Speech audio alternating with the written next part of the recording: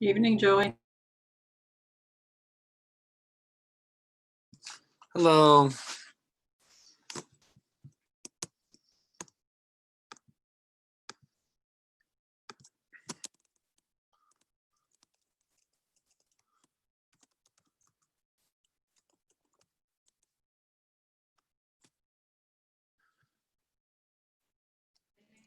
Anyone who is online right now listening and would like to make any comments, please start adding those comments into the file at this time, as those public comments will be the first thing on the agenda.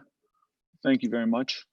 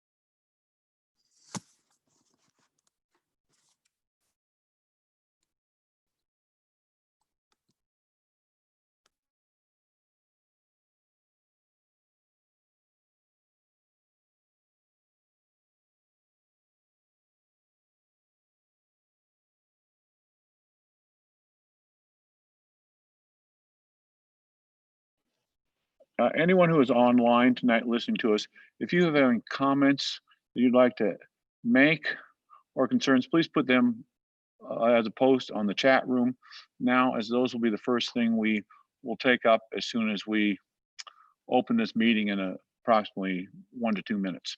Thank you.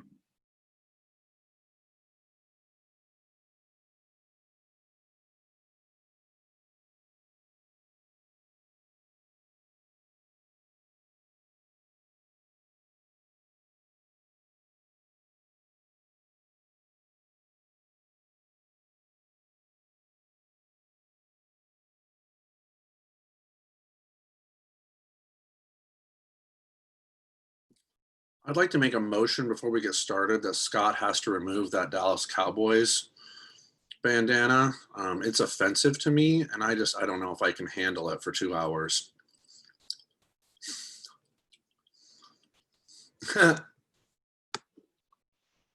Motion fails for lack of second. Good one.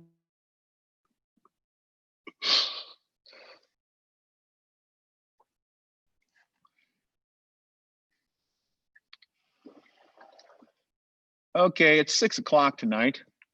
We're going to go ahead and call this meeting to order. I'm going to start with a roll call vote. Mr. Lewis? Weber. Here. Nystrom. We think she's here. Here. Teben. Here. Pritchard. Here.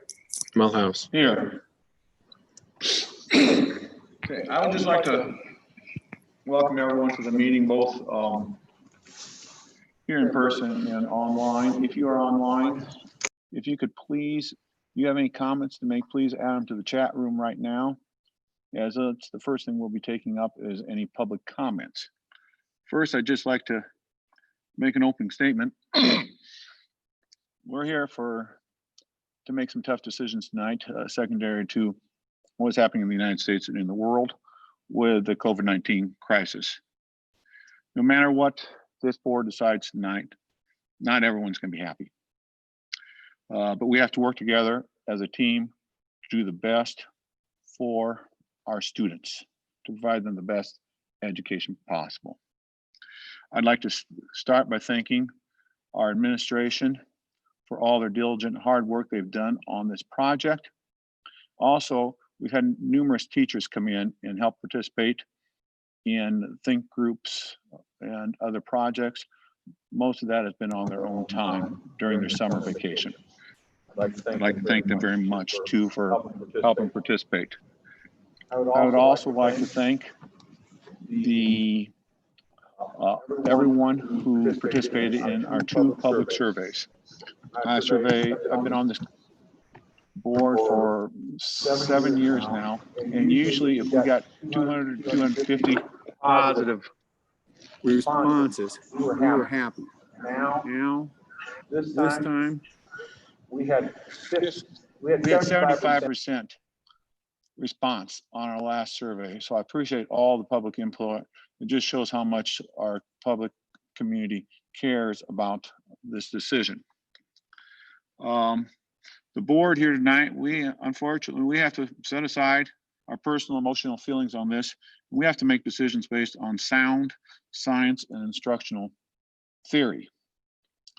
This is an emotional topic for everyone, but the board has a responsibility to look at the sound science and instructional theory for what is best for our students, and also to keep our faculty and staff safe.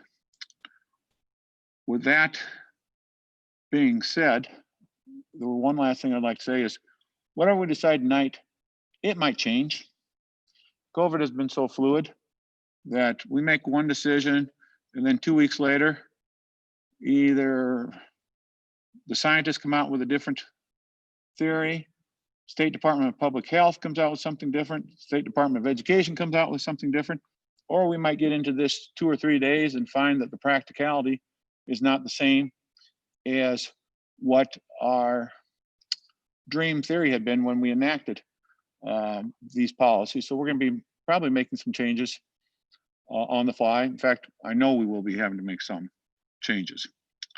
With that said, I am going to open up the floor for public comments. As in all of our board meetings, the first part of our meeting is open for public comments.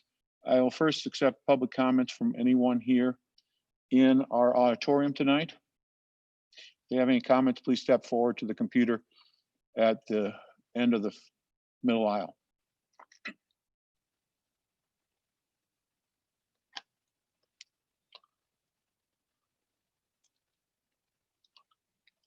Okay. Seeing no further comments here in the auditorium, we have one comment on the chat room right now. And this comment is from a parent who is concerned about how PE will be handled and will students be expected to run with masks on.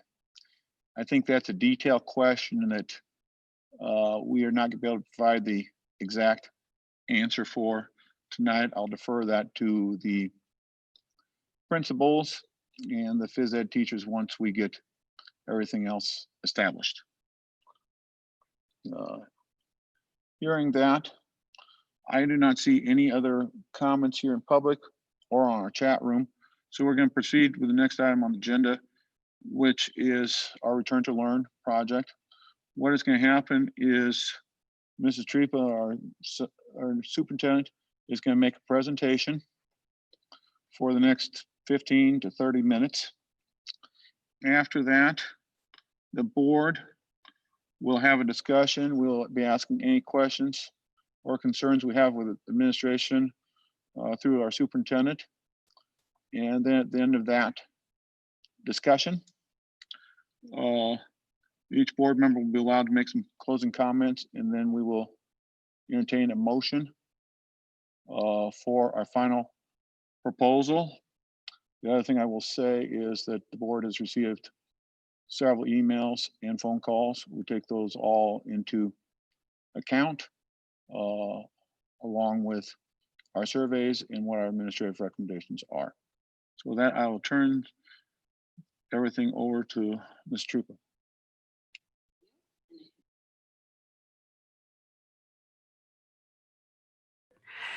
We'll start with the plan on Return to Learn, the 2 on-campus models that we are going to be deciding upon tonight. So we're sharing both in person and then also online so that you can see, hopefully, this should not be a surprise. We hope that you've had an opportunity to see these different on-campus models. But what we're deciding between tonight would be an on-site model where it would follow a traditional schedule in each building.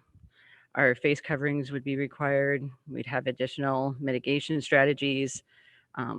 We would be staying in cohorts as much as possible. That would vary by level at this point. And our parents are expected to monitor student health daily from home so that they don't arrive to school ill. The hybrid model would be the second on-campus model that we're considering.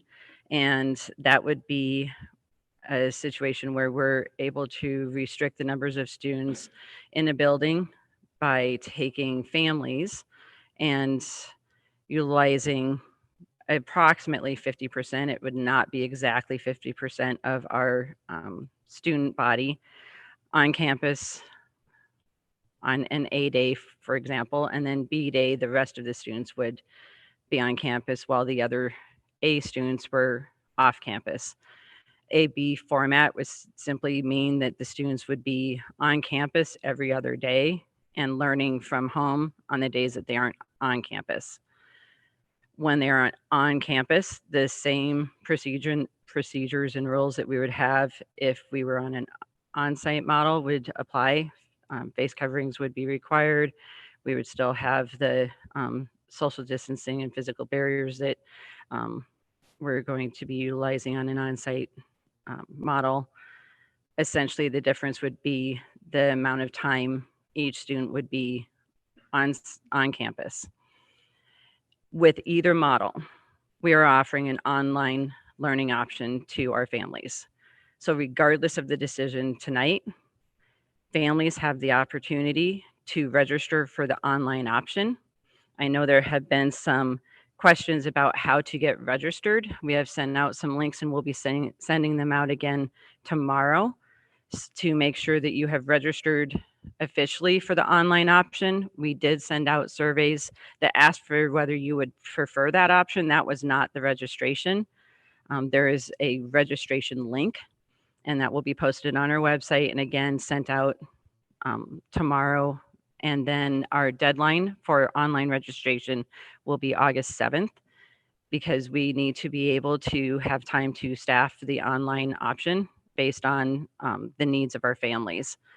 So families have been able to sign up. We've had people signing up already for online, but that possibility still exists for the rest of this week. I'm going to have us go to the surveys next, I think. So I'd like to share, we'll start with the first survey just to remind everyone what that looked like. We did send this data out publicly into the Torador Times. This is the one that we put out to our public and to our staff on July 2nd. And you will see that for our overall responses with regard to families, we had a total of 1,489 responses. This is the survey that allowed families to choose fully online, fully in person, or hybrid. So the hybrid and fully in person are the two on-campus models that we're deciding upon as a district tonight.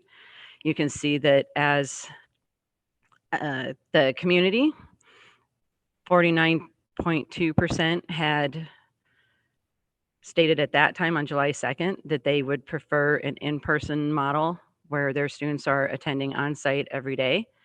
And 35.2% of the families noted that they would prefer a hybrid model where their students were, at the time that we did this survey, we were thinking it would be 2 days in, a day off, and 2 days out, but in essence, a hybrid model.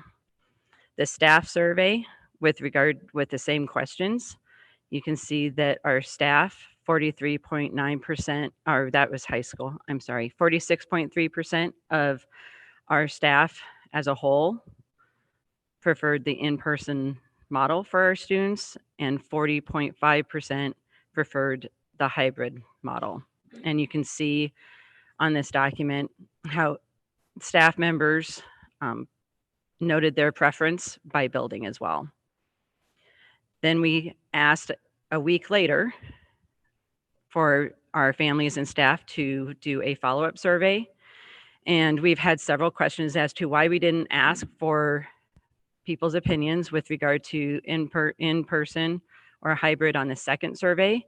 And that is simply because we knew that it was not something that we would be able to have a choice for our families to choose in person or hybrid, that would be determined at the district level. And in order to get an idea of the staffing needs that we would have and logistical information that we would need to have prepared, we needed to know how many families would choose online or in person, regardless of the model of whether it was fully in person or hybrid, because we felt that having the information from the week prior told us where our families and our staff were with regard to the hybrid model. So our second survey data, we had not been able to share publicly, so I'm happy that we're able to do that tonight. As you can see, the second survey, we had 1,423 total responses from families. We have a total of 2,030 students. So that's 607 students that are not accounted for on this survey.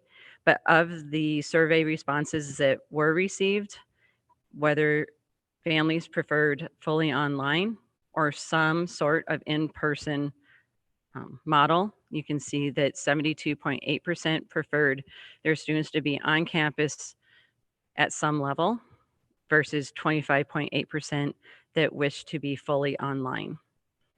And then our staff, we asked the same information of, and 80% of the staff preferred some sort of in-person model compared to fully online at 17%. So that information is information that we've been utilizing to develop our in-person plan, our hybrid plan, as well as solidifying our online option that's available regardless of the on-campus option we move toward. That information is extremely vital, and we're grateful to our community and our staff for being very engaged in this process, and also helps us with knowing what families and staff feel is best for our students in our district. And then another component that we just recently received was the DE guidance with regard to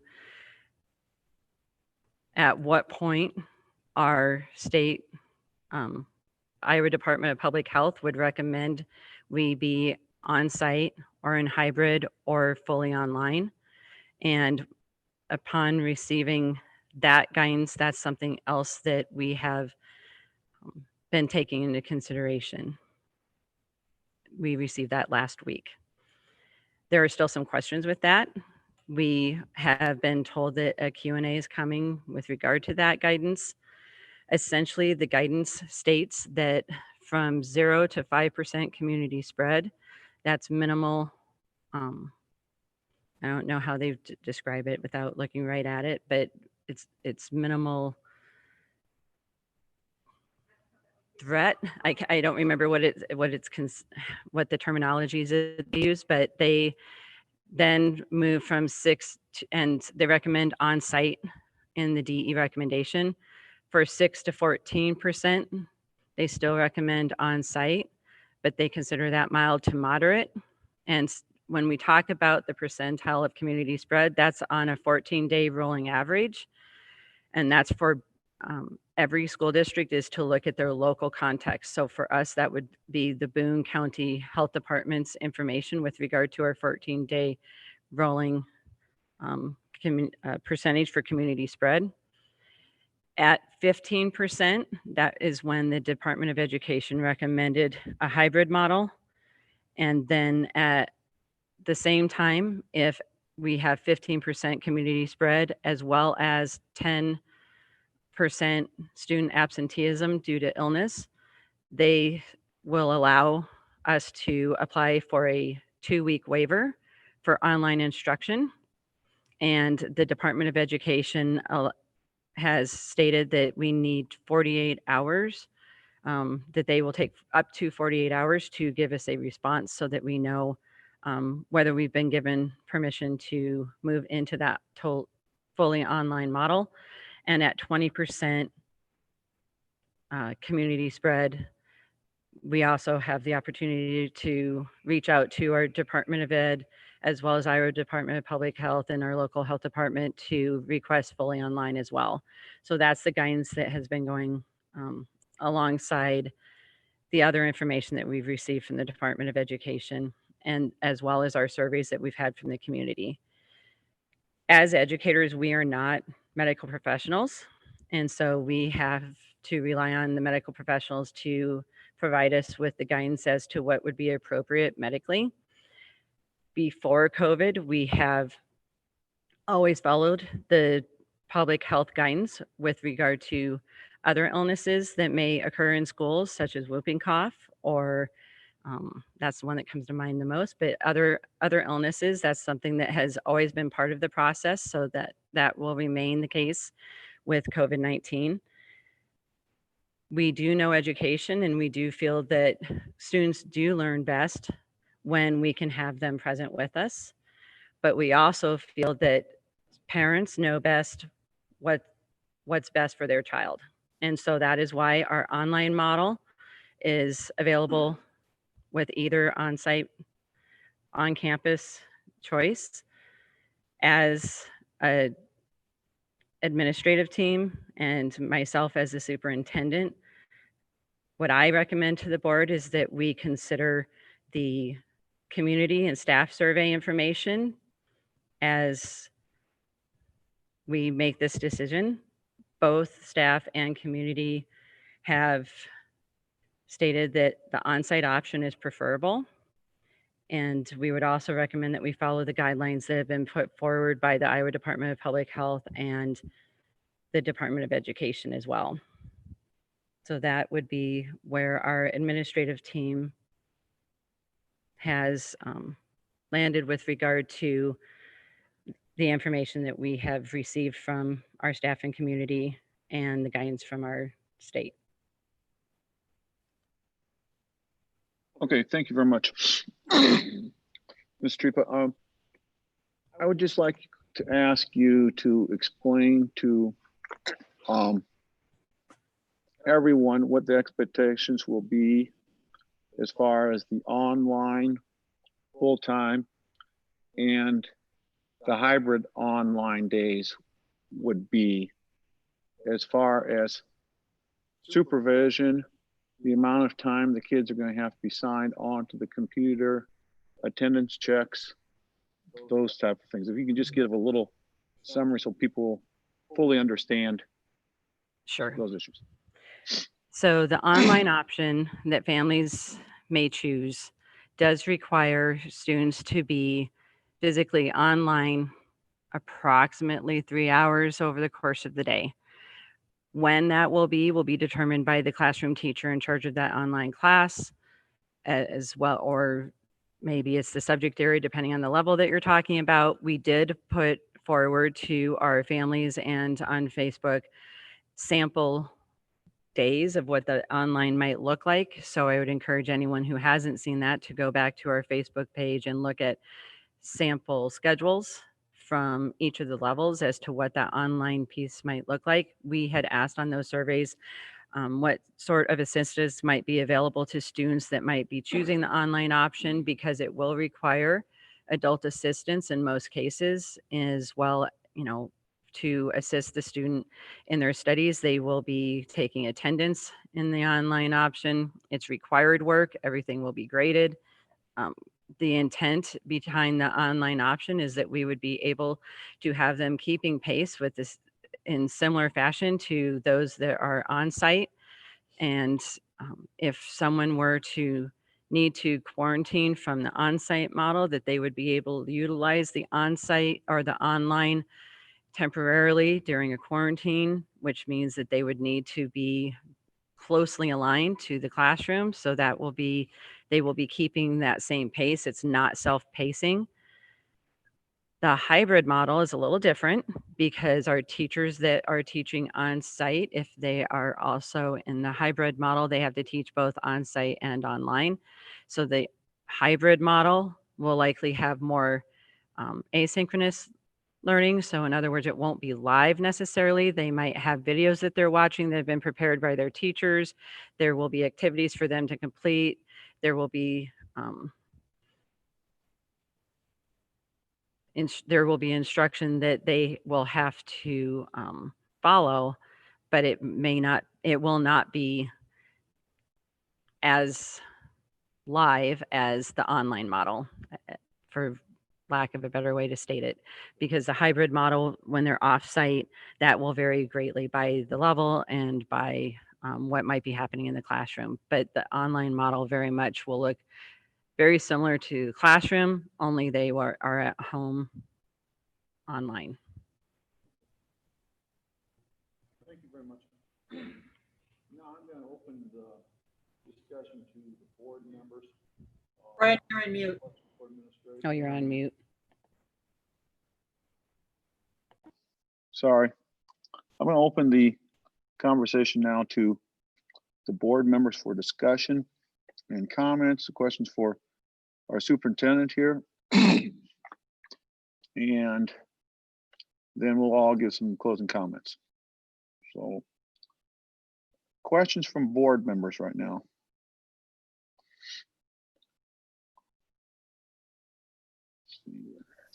I'll go first with a question. I just want to be clear, the survey number 2, did it explicitly ask, or was it explicitly stated that the option that they're choosing for on-site was hybrid or in person? Did it make them think it was fully in person, or was it clear that they were, the decision would be made at a later date to choose whether it was hybrid or fully in person?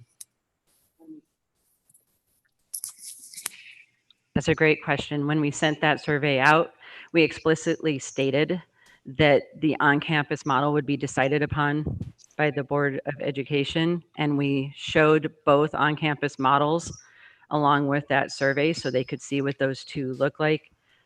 But we did not ask for the choice to be there because we were having a lot of misunderstandings with regard to being able to choose hybrid. That has never been an option for us, unfortunately, as a district, in that we just simply don't have the capacity or the staffing to provide our families with the opportunity to choose on-site fully or hybrid or online. So we did explicitly state that when they were choosing, I believe we called it on-campus model on the actual survey, so that they would see a difference between the on-site and hybrid. But that was, we did explicitly state that, but I could, as best as we could. This is Pat. Quick question here. What if we decided to go full time? What's the plan for teachers who cannot return for a time? For those who have vulnerable family members, cancer survivors, or family members with cancer, pregnant teachers, etc. So we have reached out to our staff early on before we even sent out surveys, to find out which staff members were in those situations, and we're working individually with those teachers that would be in those situations to see how we might be able to still utilize their expertise. And each person's situation is different, so they need to be dealt with individually. So that's how we've been handling that. And we did that prior to the survey, and then we confirmed it with the survey. We asked them to speak to if they had a very specific need because of medical reasons, so that we could be sure that we hadn't missed anyone. This is Pam. I have a question about a hybrid model. I understand the complete needs are not universal. What a kindergartner needs versus what a high school student needs is remarkable. How creative have the hybrid model discussions been where perhaps younger students go daily and older students are on a A-B schedule?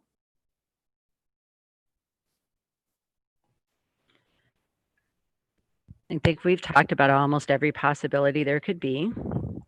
I think some of the concerns that we've had about having different models would be the reason for the different models. So when we're looking at safety, we have developed barriers that would accomplish in the school buildings that do not have the ability to socially distance as much as other school buildings, to try and make sure that we can have every child be as safe as possible and staff be as safe as possible. I think that that's been the largest part of our conversation. I think regardless of what the board would decide, we can make anything happen. It's just our recommendation is based on district level, because we also, while our students may also have different needs, some of the teachers, our teachers are all in a similar position. So safety for our teachers doesn't necessarily change by level. Can you see? So that we have, okay, so we have a barrier that we're developing for all of the tables or instances where we cannot socially distance the amount that we'd like to. And this is vinyl. I don't know if you can tell if it's vinyl or not, but that's what it is, and PVC pipe. And we have a sign up actually that's been going around to our community for people to help us to build these. But you can see that it extends past the table. A lot of districts are utilizing dividers that sit solely on the table. And we're going above and beyond that to make sure that there's an actual physical barrier between individuals sitting maybe at the same table. So you can still see through it. So you can still look at the same paper and maybe talk as a partner group.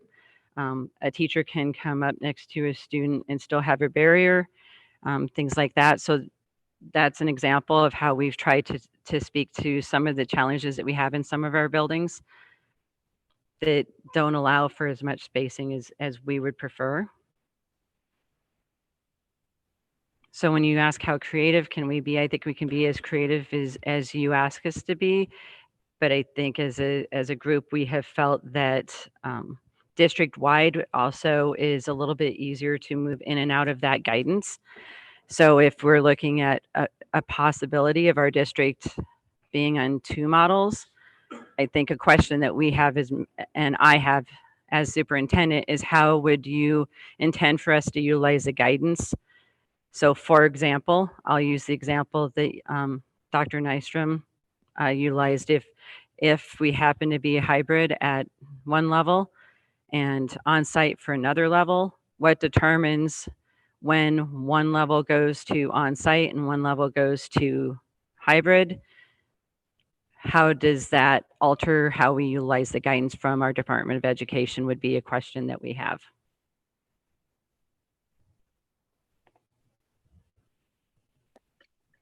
Thank you very much. Other Ryan? questions? Pam, Well, I want to Dr. address that. Nystrom has another question. Comment? Ask about that idea a little bit. If we have pockets of quarantine, we possibly wouldn't have them at every building. That's a consideration that crosses my mind. And so we might be able to individualize using the state's guidelines. Can you explain further, Dr. Nystrom? I'm sorry. Can you just explain a little bit more? Well, let's take, Page Elementary, and the incident rate for illness is 0, but, perhaps there are 2 classes of 4th grade that end up needing to be, contact traced and quarantine efforts made. And, those perhaps students and teachers have to go on to the hybrid model of online. I just wondered if that kind of individualization is possible.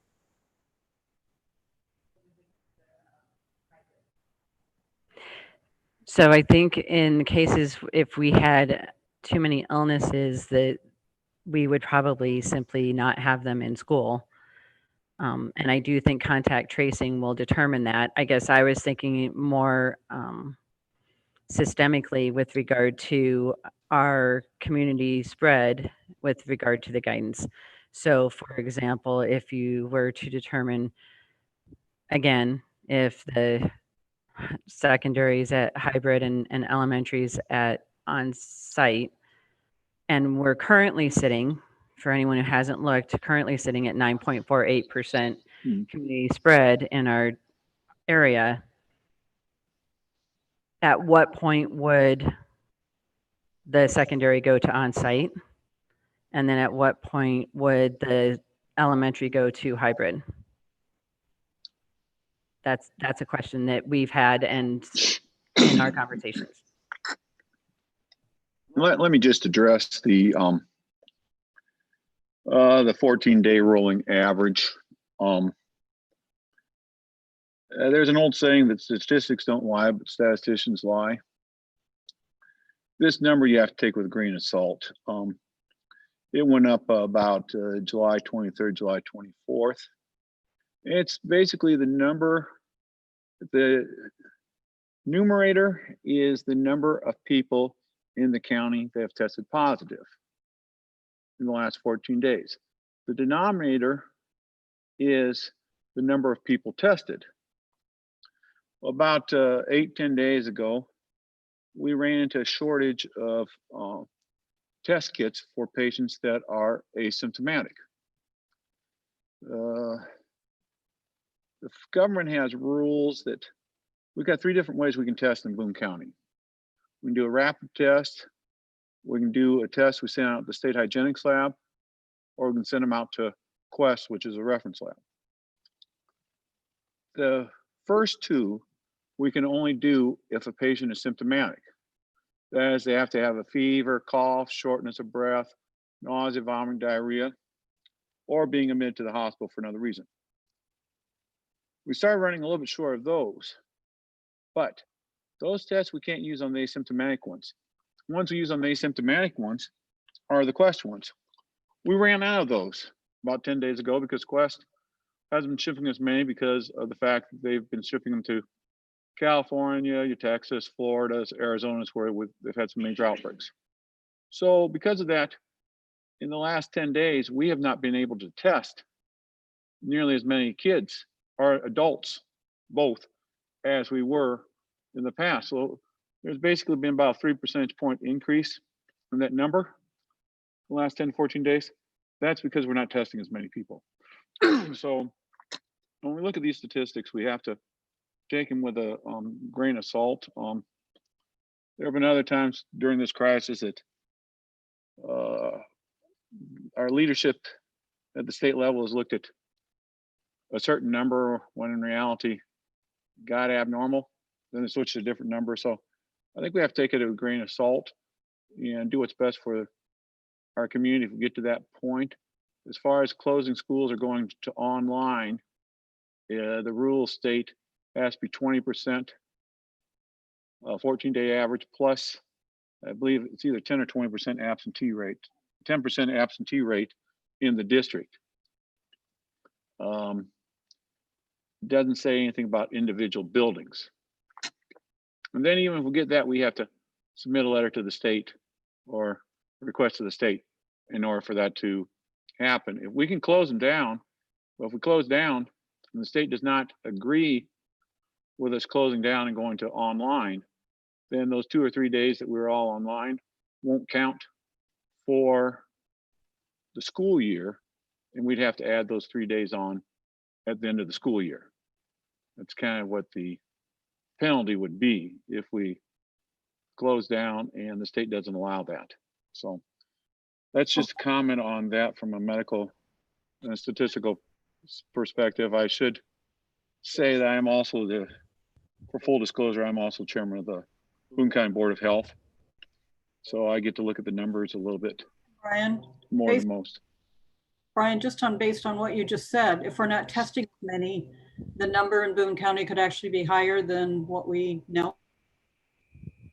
No, it's probably the opposite, because the only ones we're not testing are the asymptomatic ones. So they already have a low probability of being positive. And so probably that number, it's 9.43, 9.48, Right.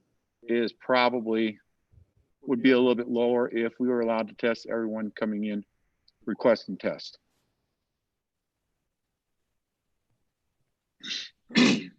So I guess what I was just going to reiterate is that when we're making our recommendation as a district, part of that is because that allows us to move within that guidance easily.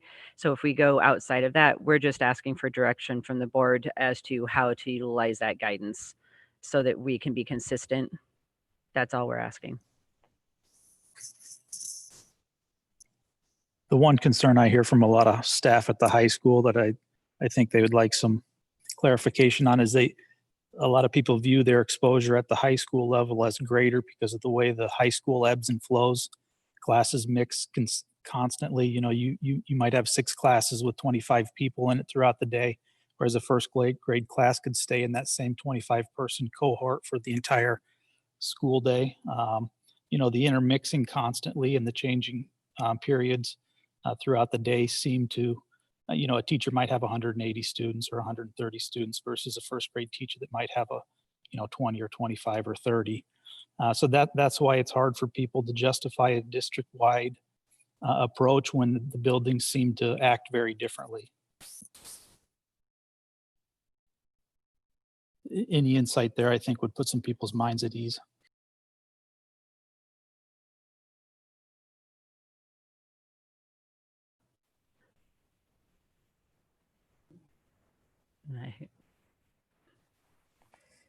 I think one thing to think about too, as we think about our students, yes, while we may have 20 kids in those classrooms, we think about what the size of that classroom looks like. So if we're looking at a safety, aren't necessarily those staff or kids any safer. They're in there for 7 hours together in our buildings that are relatively old. So let's think about that as well too. Our stairwells are 4 feet apart. So to get upstairs to the floor, what does that look like? They're sharing bathrooms. I don't know if you guys know how often 5-year-olds go to the bathroom. It's a lot.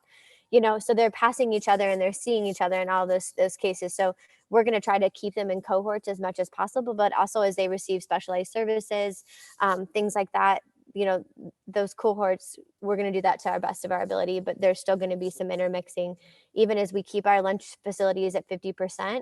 That still means 2 classes are in lunchroom. Yeah, they're sitting 3 feet apart, but that's still, I wish it was this magical island where they kind of stayed there and they didn't intermix, and they're coming in and out of the building. Recess, we're going to try to use 2 doors, but it isn't as utopic as I think it sounds in that way. Also, 5-year-olds sometimes get lost, need to go to the nurse, their tummy hurts, those things too, and they're going to be interacting in different ways. So I just want to make sure that we're really transparent about what that can look like and what the reality of that looks like. And I also think, as I think about my staff members, they are adults and not necessarily, little kids. And so we want to make sure that if we're doing something for a safety purpose, we're doing it for all of our staff. And so that's our reasoning. If it's a safety purpose, and I think it needs to be systemic as a district for us to do that.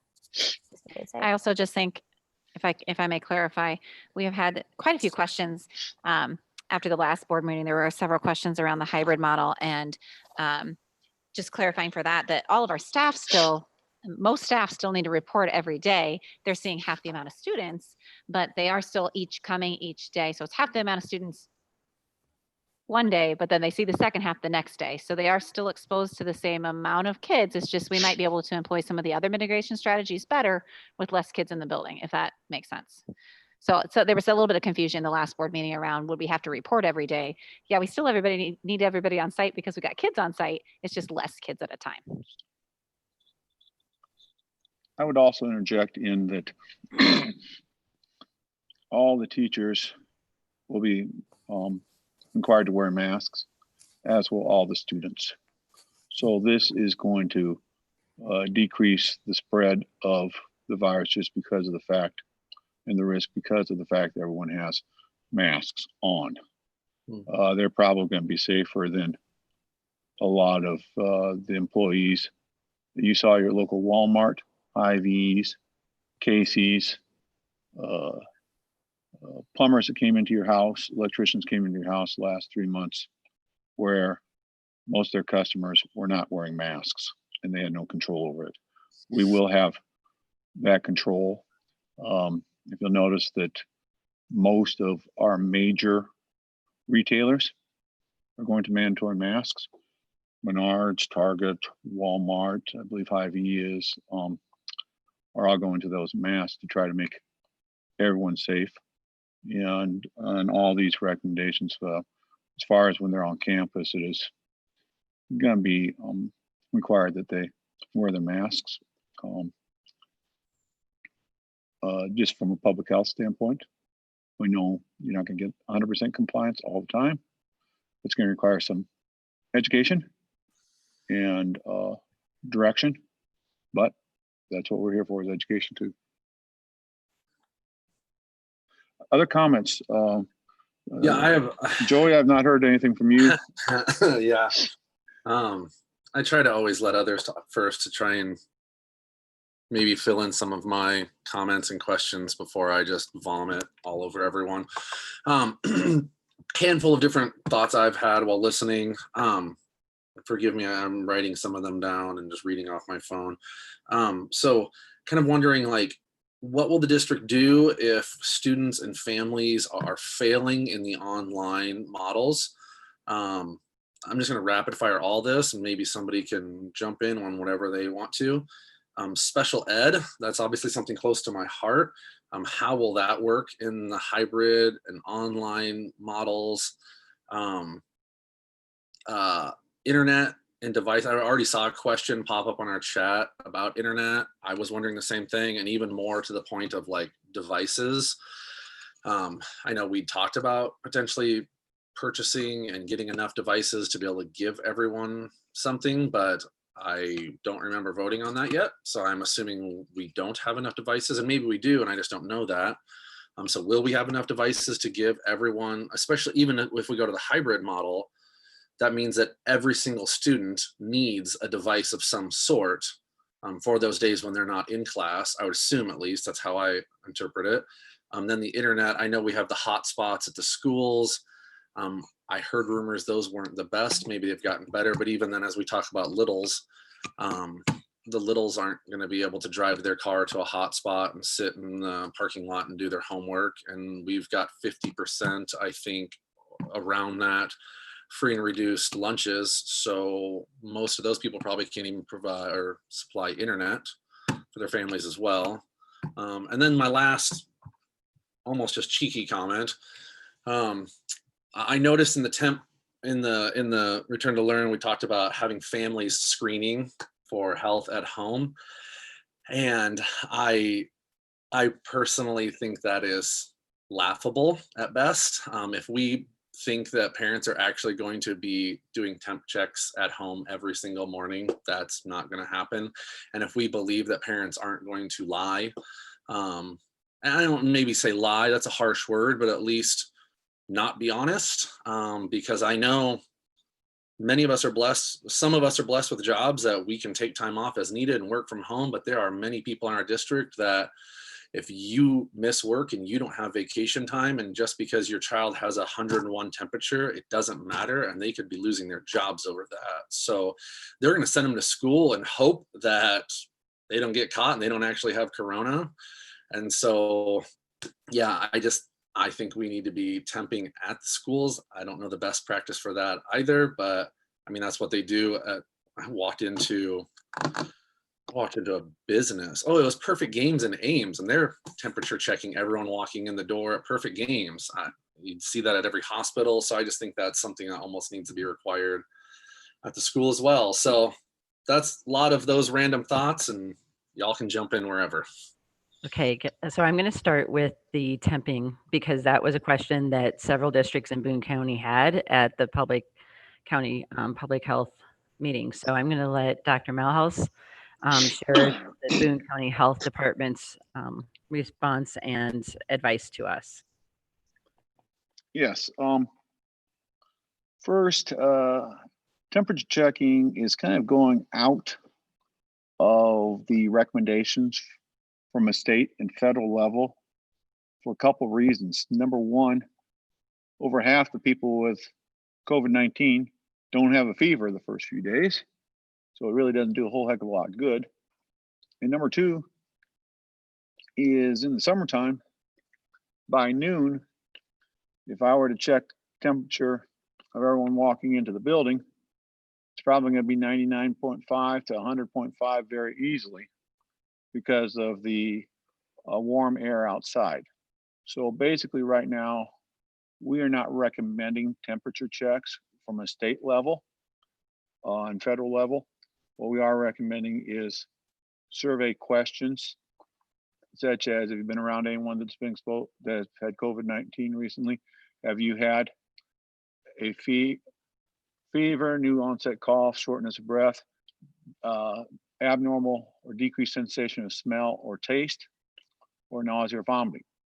If they answer yes to those questions, those are the kids that should be further investigated. I believe if you look at the information, the flow chart we got from the state last Thursday, that was from the Department of Public Health and the Department of Education. It talks about screening kids, and it talks about, I believe, new onset cough or shortness of breath. Those kids should automatically be sent home and need to be evaluated by a physician to either be tested for COVID, and they can come back if that COVID test comes back negative, which is going to be a 2-day test to get it back, or if there's another valid reason, such as the kid's got asthma and was playing in the hay mound last night and his asthma kicked in from the hay.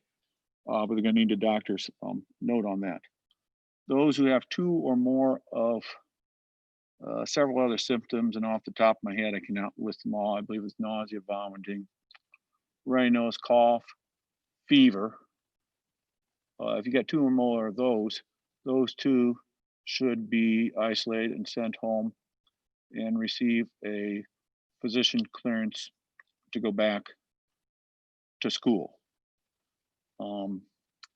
And part of that is the FBA febrile for 24 hours time period. So that would be probably the screening protocol. And I think a lot of those questions are probably going to be asked either at the front door, which is going to be pretty hard. If you ask them all at the front door, you're going to get a lot of kids backed up, congested, and not having any good social distancing. So we're probably going to end up having to ask that type of question. Administration is going to have to figure out some other place to do that, perhaps in the hall outside the room or something. But that's going to be, I'm going to turn that over to the administration to figure out the logistics. Okay, so we also have discussed and have plans for students that aren't feeling well that are exhibiting COVID-19 symptoms, that it will be a separate area also from our nurses area. So we are not intermixing COVID-19 symptoms with non-COVID-19 symptoms to the best of our abilities. So we have identified those areas in each of the buildings so that we can ensure that if we have a student who exhibits symptoms and ultimately is identified as positive, we have not then exposed other students who were maybe in the nurse's office to that individual. So that's something that we have also been addressing with regard to that. With regard to the technology, any student that needs a device, we have devices for them. That will be addressed quite easily because we have plenty of devices. What we had wanted was new devices, and that, you're right, Joey, we have not brought a bid to you yet for the new devices, but we have plenty of devices. They're just older, but they will do the job. They'll do what they need to do. And then we have also identified through our surveys, so obviously, we have 600 students that haven't been identified through the survey, but of those that responded, we do have families that have stated that they may have difficulties, and we'll work with those individual families to meet the needs of the students. So that's how we're addressing the technology pieces. You're going to have to remind me what happened before it's technology, though. Failing online, kids are having problems struggling on the online. So that's one of the reasons why we have staff members, teachers that are actually conducting that online instruction. Same thing that we would do if they were on site. Honestly, you'd be working with the student and the family to help ensure that they're performing better. And I see that as a very individualized answer, honestly. I don't know that I can say that this is what's going to happen for every child that's failing, because that so-called failure could be a variety of reasons. And so I don't think it's a one-stop shop kind of answer, but will have staff members that are engaging with those students. And if we have students that aren't attending, that's a truancy issue, just like it would be if it was on site. And we would follow procedures to ensure that we could find out where they were if they had signed on for online, because we're taking attendance. That's a requirement. It's part of the schooling. So that's how we would address that. What else did we have? Special ed. So special education is something that we did even when it was voluntary. That's something we need to provide FAPE, but a free and appropriate education for our students, and that's an IEP team decision on what that would look like.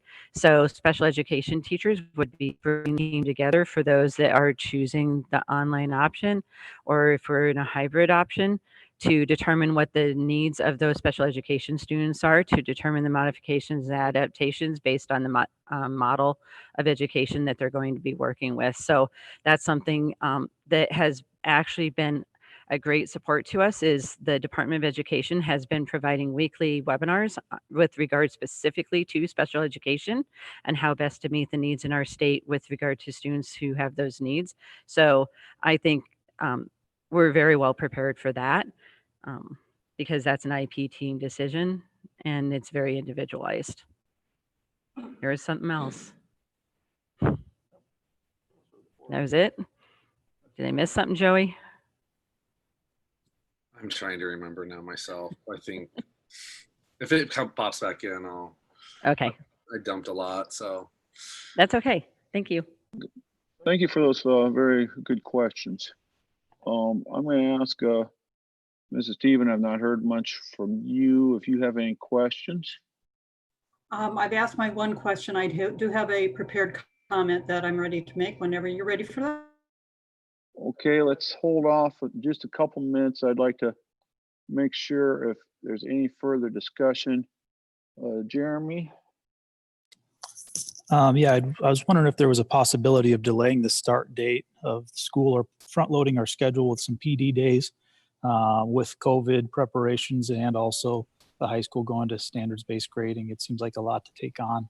Has that been discussed, and is that a possibility, or what's your opinion on that?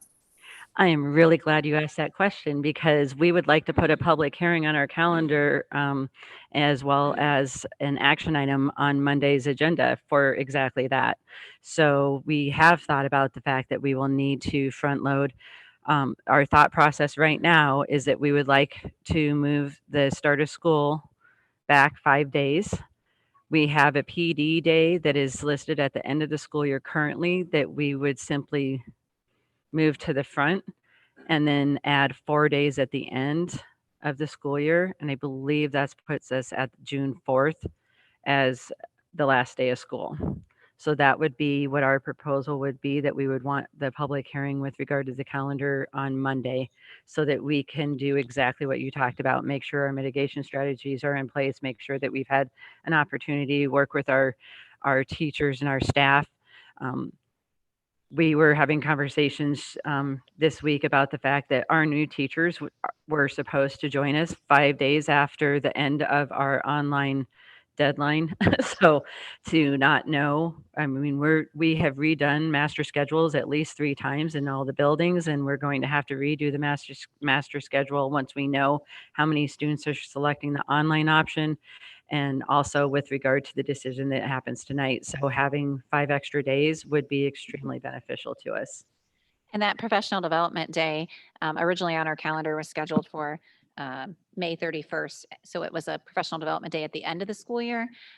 We would turn that into an instructional day, and we've already adapted our calendar to add an extra 2-hour release each month. And so those extra professional development hours are now just sprinkled throughout our calendar. So we feel like we could turn that into an instructional day at the beginning of the year and then not have to make up that other instructional day. There'd be 4 days to make up at the end of the year because they got an extra day at the beginning, and that professional development now becomes throughout the school year instead of as a day at the end. And I'm assuming that that would be fun. We've talked to our union officials for our teachers and our support staff to make sure that we don't get into any trouble with those contracts. I can't remember off the top of my head if there's. It will not be a problem with contracts, but quite honestly, this is something that we discussed at length today. And so that's why we were asking for it to be put on the agenda for Monday. And absolutely, we would be communicating with our faculty to make sure that that's something that's agreeable. But I do know that when we had some meetings earlier this week, that was something that was asked of us as administration from our faculty, that they would very much appreciate having some extra time. Our district lead learning team, and I know that that was a hot topic with our high school lead learning team. Okay, I guess that just goes to show you the example of how fluid this situation is and how that, well, we're going to make one major decision from the 10,000 foot level here in the next 10 or 15 minutes. There's a lot of decisions at the 1,000 foot, 5,000 foot, 500 feet, 10 feet that are still to be made and may change in this process. So, Mr. Pritchard, do you have any other questions? Okay, Dr. Nystrom, any other questions?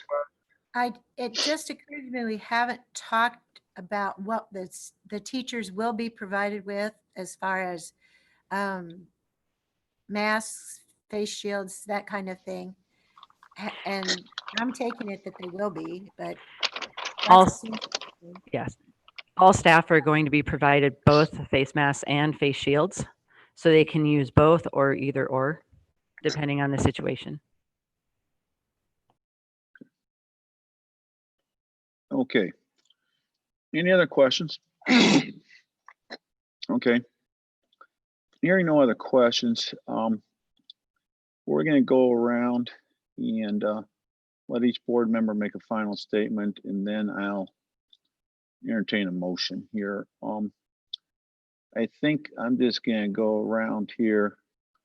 We'll start with Pam. Dr. Nystrom. Okay, I have to pull it up here.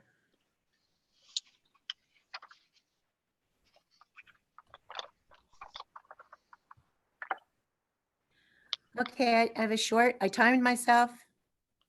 It should be about 1.5 minutes. But last year at this time, I was filling out paperwork to run for the school board. And I had 4 reasons that I thought were very important.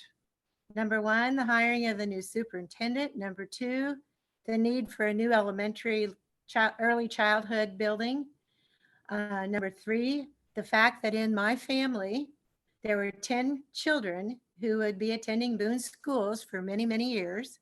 And number 4, to support Boone educators by ensuring that they had what they needed to meet their highest potential when serving our kids. I had no idea that the most important thing would be confronting an illness that spreads from person to person in many ways and can be so serious to so many. We see and hear statements like we're all in this together, yet many do exactly as they want, as though there were not 3,000 to 4,000 new cases in Iowa of this illness every week for the past few weeks. I have many concerns. My role on the school board is to help make decisions that affect hundreds and hundreds of people. I taught and was an administrator for 25 years in Boone. And after I retired, I subbed for 6 years until becoming a board member. So I know the challenges educators face, but this challenge is different. This situation is very different. I think of a poster I had in my classroom for years. It said, "What is right may not be popular, and what is popular may not be right. I couple this with another saying, some will want to do what is easiest, but it may not be the best. And these are the ideals that have helped shape my decision-making as a board member. This is a difficult decision tonight, and I have said my piece. Okay, thank you very much, Dr. Nystrom. Next, Mr. Weber. Wow. Well, I already know Pat has a prepared one and Pam had a prepared one, so I feel a little unprepared. I'm just gonna shoot from the hip like I usually do. Yeah, there's no right answer to what we should do here. I mean, we're continuing to watch the chat on the screen here. I'm continuing to get text messages. The questions are unending, and some of them are at the micro level, some of them are at the macro level. And so again, we'll say it, I know we've said it in other meetings, and I'll say it again here, like a lot of these questions, Brad Winter, you're doing an incredible job of answering them as best as possible. So thank you for that. And that just goes to show, like, these administrators are the ones at the ground level. Y'all are texting us, emailing us, calling us, and we're the ones making the decision here. So I understand that. But some of these specific questions need to be sent to your administrators and asked specifically of them. Because I don't know a lot of these questions and a lot of these answers. I don't, and I won't potentially. And so trust your administrators. And so from what I've heard so far, I heard that our administrators as a collective agree with, and the recommendation from Julie of going either all online or all in person, not having the hybrid model. And so my heart wants to align with our administrators. I want to support them as best as possible, because they're the ones making the really hard decisions on a day-to-day basis. And I've always been told that my role as a school board member is to support our administrators. And so that's going to be where I tend to go. I mean, maybe we're going to talk some more out here, but I want to support you administrators and the choices that you've made and the work that you've been putting into all of this over the past several months. So yeah, that's my thoughts. Okay, thank you very much, Mr. Weber. I'm gonna go with Mr. Pritchard. I'm gonna save our board vice president for second to last, and then I'll go last. First, I'd like to thank the community. The responses have been overwhelming, and all the personal phone calls, emails, people stopping into the shop. Everybody's concerned, and I appreciate that, but the mentality has been collaborative and supportive. I've gotten a lot of very supportive emails, and I appreciate that we're trying to tackle this as a community, as opposed to individuals. I think that's going to help us in the long run. As far as my personal beliefs, I don't think that it's a one-size-fits-all approach. I don't think what's best for one building is what's going to be best for the other. I've talked to a lot of people that I trust, and I understand the need for a district-wide approach, and that's unfortunate in some cases, but it has some advantages. And I think that's why I'm going to base my decision on what I think is best for the majority of students, knowing fully that it may not be best for every student. That's difficult for me to swallow, but that's the reality that we're in right now. And so that's how I'm going to justify my vote tonight.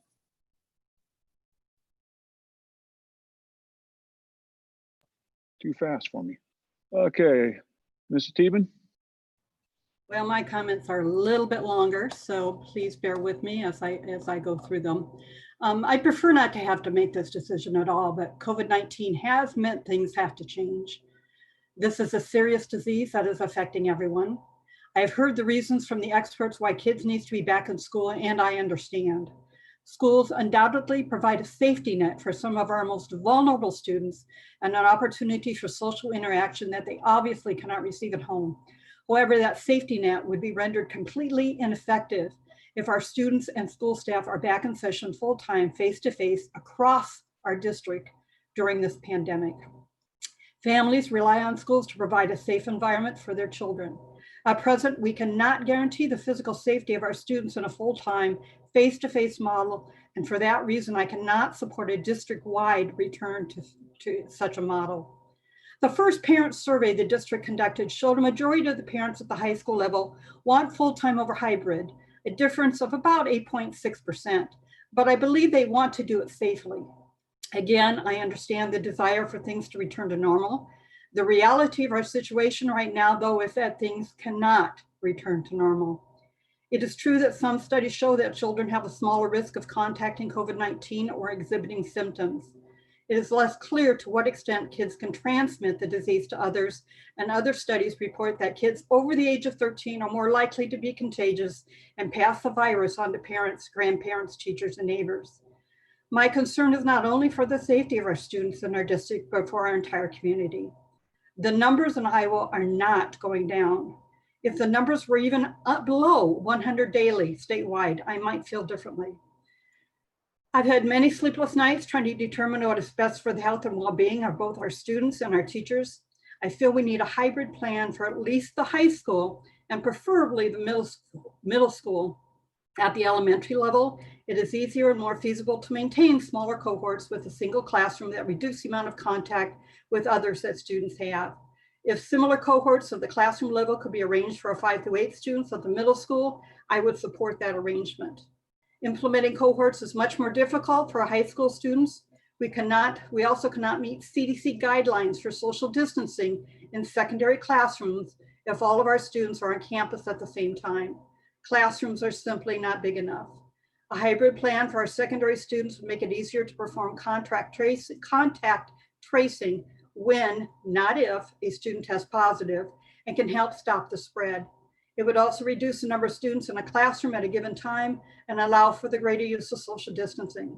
Furthermore, all of our 512 students have devices that they can use for remote learning, and I know that our dedicated teaching staff is capable of providing high quality learning experiences through the use of technology.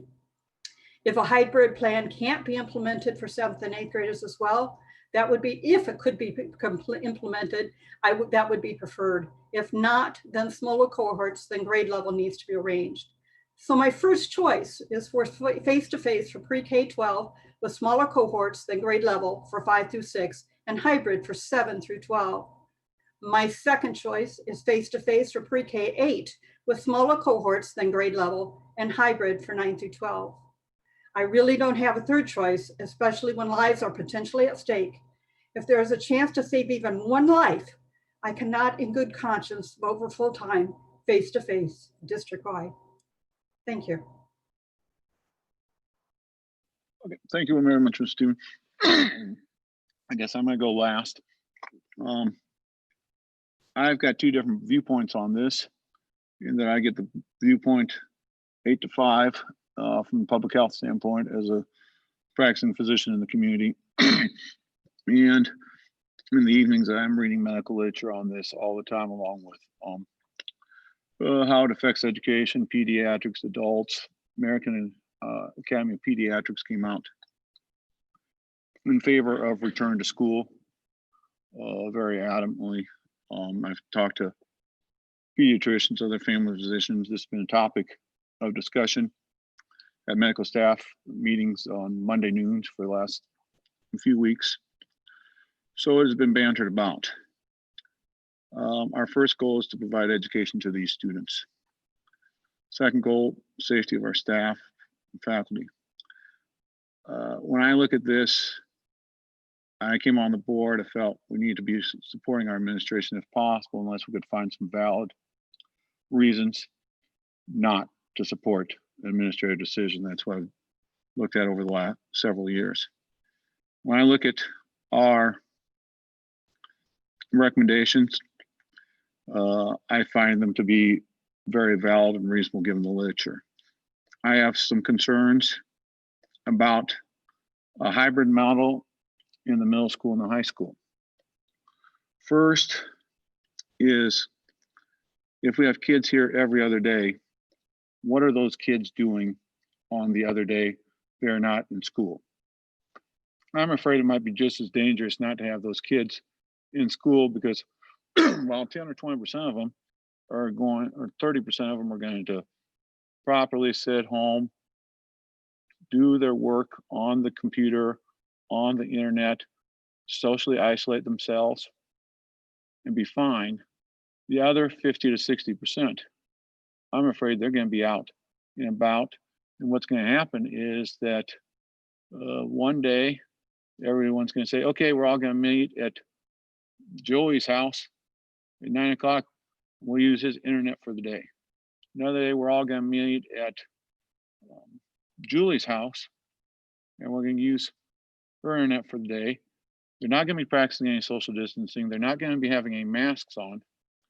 And they're going to be at more risk for bringing the virus in, as opposed to having them contained in our school on a daily basis. So therefore, the hybrid model, I don't know it's going to be working. Ivory Tower, everyone follows it when they're at home. Yes. In reality, I don't think so. So that's one reason I can't vote for the hybrid model. Secondly is, if I have a hybrid model in the high school, how do I justify athletics every night, practicing, and extracurricular activities every night, practicing? I know that the Iowa High School Athletic Association and Iowa Girls Union has come out with some recommendations, but bottom line is, football is a game of contact. Linemen have to be hitting each other, pushing against each other. That's part of the game. Wide receivers, maybe not quite as much. Volleyball, they're close to that net. Music, drama, stage. We got issues there. So if we let them practice every night, yet we don't let them in school except every other day, that just is counterintuitive to me. So that is another one reason why I would lean against the hybrid. The third reason is that we have several students who learn best by in-person, everyday contact with teachers. And if we go the hybrid option, those students do not have an option. They're only going to get their education every other day. They're not going to be able to understand, be able to provide the direction that our teaching staff does in the room every day. And so those kids are going to fall behind. If I go and say we're in class every day, those students who or parents who feel that they can't feel safe in that, they have an option. That is the full-time online option.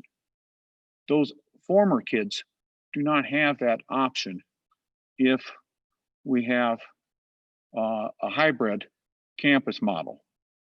So those are the three reasons that I am reluctant to support any hybrid model. I understand the risk. I look at the literature every day.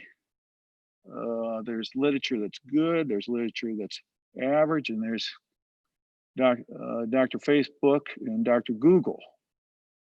So it's hard to find proper information. I understand that. I also feel that we got a survey with over 2/3 of student parents replying. They want in person. Majority of those on person want in person every day. And our administration, I feel I need to support our administration on this. And so that I will end my comments. Now, I'll entertain a motion.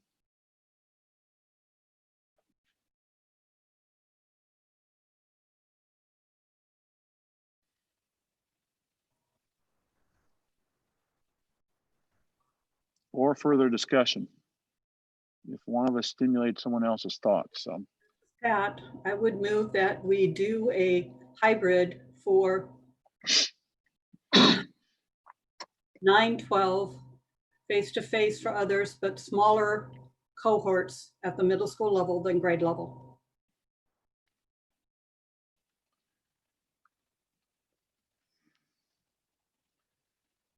Okay.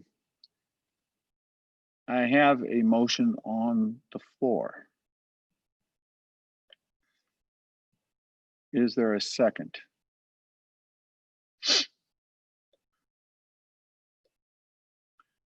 I have a motion on the floor. Is there a second? I have a motion on the floor. Is there a second? I second that motion. Mrs. Teban has moved to go to hybrid at the high school on campus and to in-person or every day for pre-K through 8. Motion has been seconded by Dr. Nystrom. I'm going to ask for a voice vote, or correction, I'm going to ask for a roll call vote on this issue. Is there any discussion before we have this vote? Can I make a comment Yes. about that? So one of the pieces of that motion requires a smaller cohort with regard to the middle school being lesser than grade level. And at this point, we don't know that we can guarantee the cohorts being smaller than that for 100% of the day. And I would not want to enter into a motion that we have not been able to find the solution to meet that requirement. So that is just something that I think we need to say from the start. Okay, I can move to amend the motion that the school look at the possibility of changing from the grade level approach to smaller cohorts.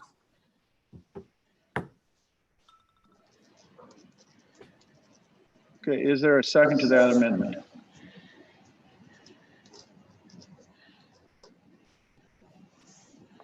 I would ask Julie to restate that again, please.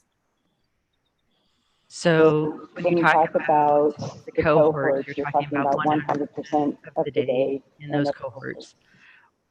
So, for example, at the middle school level, you have staff members that teach 4 grade levels in the areas of art, music, PE, several of those pieces. And to maintain 20 to 25 in all of those classes, we have not found that solution as of this time.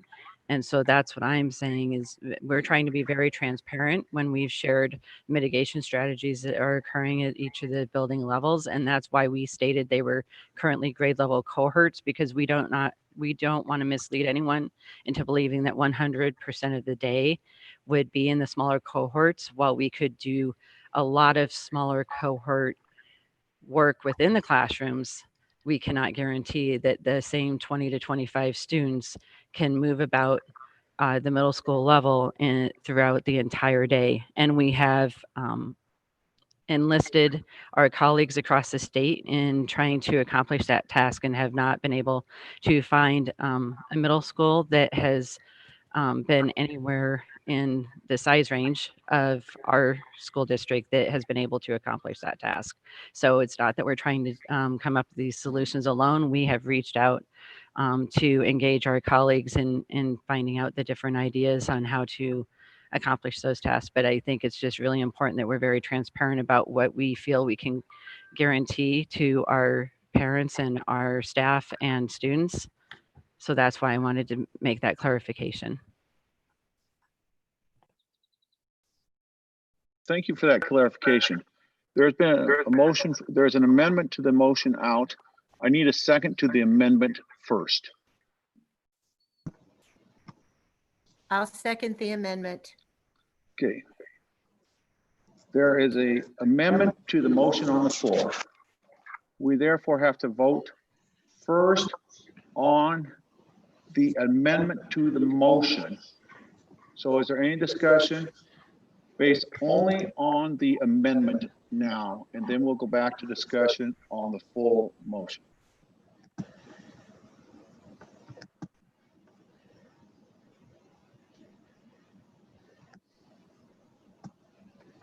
There are no further discussion. The amendment on the floor at this time is to change the language to have the district look at the possibility of smaller cohorts at the middle school level. Is that your motion, your amendment, Mrs. Stevens? Yes. Okay. Okay. It is. Hearing no further discussion, I will call for a roll call vote on just the amendment itself. Weber, Yes to the amendment. Nystrom, Yes. Teven, Yes. Pritchard, Yes. House, No. Okay, we now have the original motion, which is to have a hybrid model for the campus model at the high school, along with a full-time everyday on campus pre-K through 8, with the stipulation that the board would ask the administration to look at making the cohorts at the middle school smaller.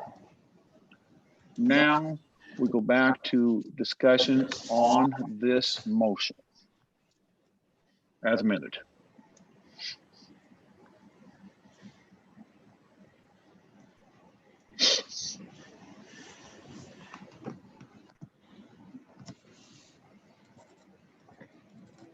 Can I ask a question?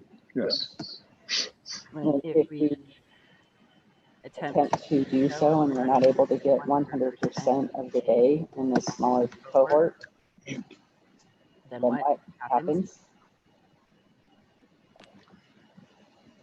I would assume the way this motion is made is that we would proceed with still going for all day from pre-K through 8 every day. Would be my interpretation of this motion. Yes. Thank you for the clarification.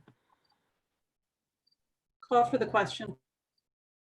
Okay, the question has been called. Although we're going to ask for a roll call vote on this motion, does anyone need the motion repeated? Yes, just to clarify. The motion is that we go to a hybrid model at the high school, and that we go to a all day, every day on campus at the pre-K 8 level, and the board requests that the administration look into making the cohorts at the middle school small.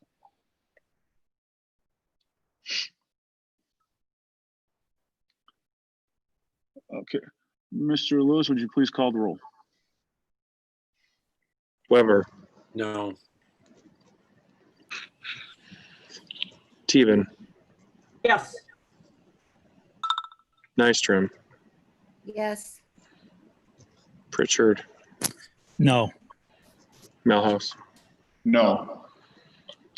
Okay, the motion fails 3-2. Further discussion? I'd make a motion. Okay, Mr. Pritchard? With reluctance, I would move that we accept the guidance of our superintendent, administrators, American Society of Pediatrics, Department of Education, and the Board of Public Health to go back to school full-time this fall. For all grades. Okay, it's been moved by Mr. Pritchard, seconded by, I believe Mr. Weber, you seconded that, didn't you?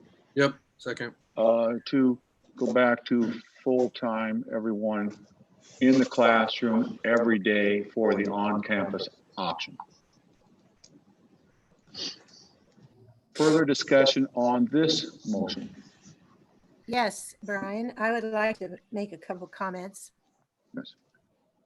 As we move into this situation, it is not that I don't appreciate or value all the hard work that's been done, but I think we needed to discuss all the opportunities pretty fully, because there are concerns about the number of students in classrooms. There are concerns about the number of students in buildings. And I will certainly support our staff as we go into this situation. You know, I was glad to hear that a discussion point might be extending some time before we start school, so staff have an opportunity to do things. So they have an opportunity to prepare themselves for basically for the unknown. And that's what this is all about. It's all about the unknown. There's no right answer. I think Joey made that comment early in this meeting.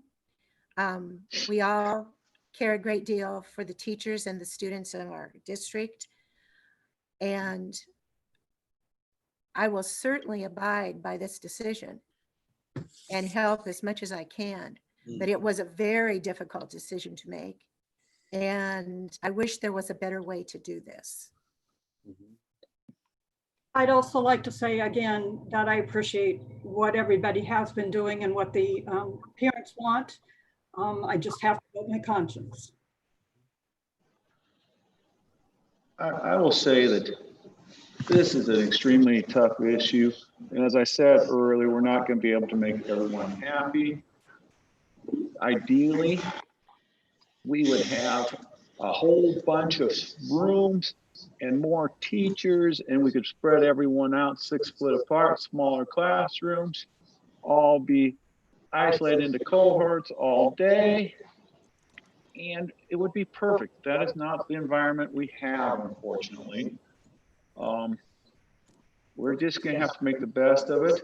We may be coming back to make changes. In fact, I know that there's going to be some changes. They might not come to the board level, but they're definitely going to come to the administrative level on this. The administration is going to be keeping us up to date. And again, I appreciate everyone's work on this. Administration, the faculty that have come back and volunteered their hours, our board members who've all done a lot of reading, listened to numerous phone calls, read numerous emails, text messages. It's not an easy decision.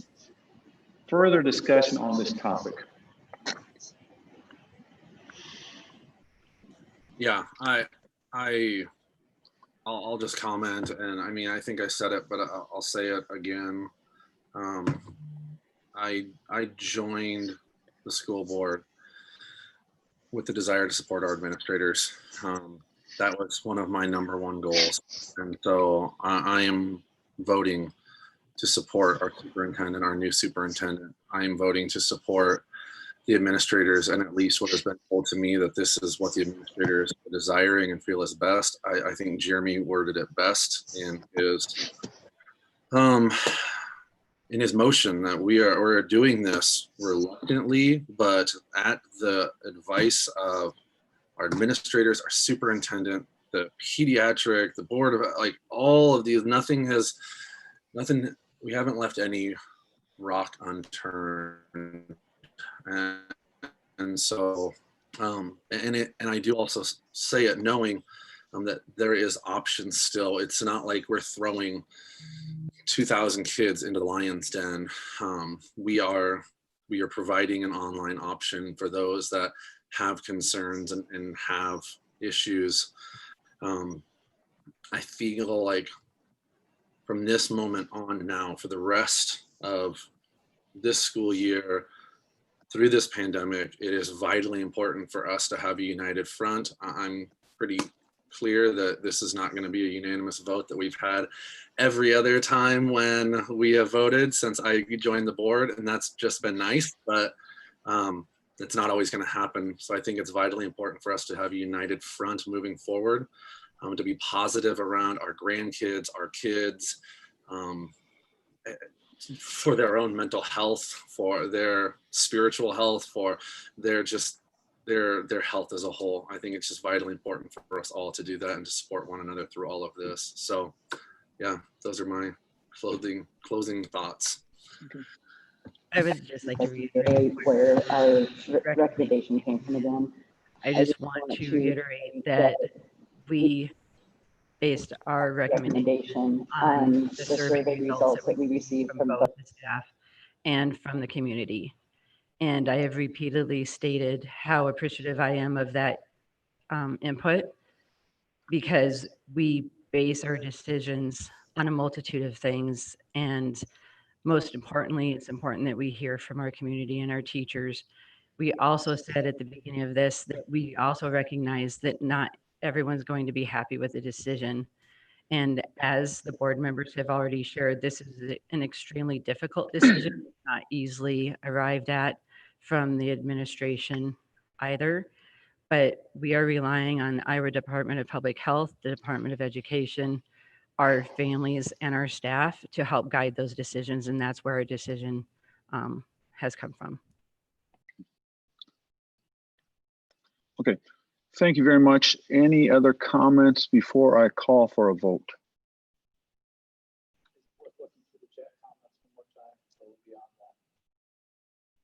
Could you unmute and make this?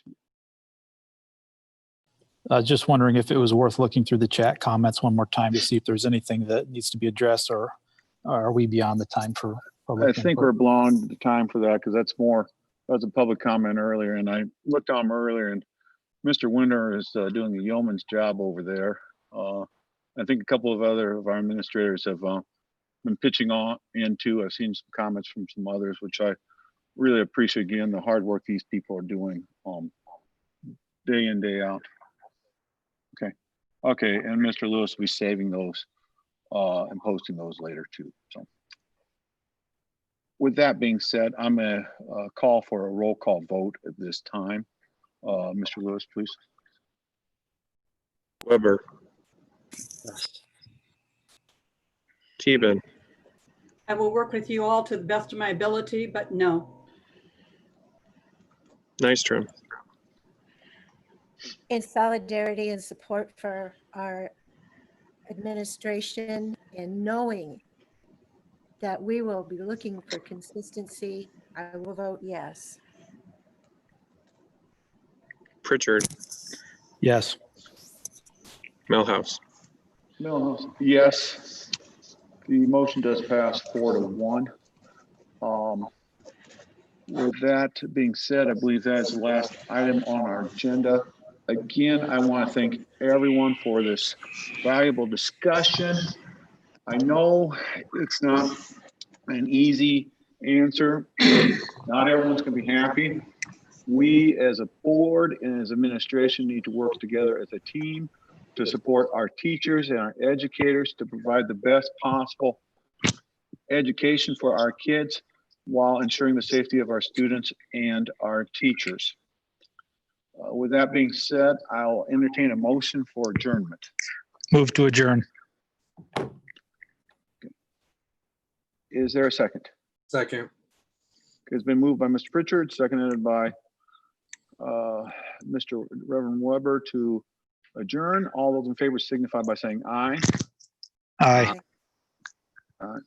Aye. Opposed, nay? Okay, the meeting is adjourned. I'd like to thank everyone. I'd also like to thank our IT staff for coming in and making sure that you're able to do this Zoom meeting. I'd like to thank all the people online that have listened, provided us comments in the chat room. We appreciate all your support. Go Toradors. We're going to get through this together as a team. And thank you very much.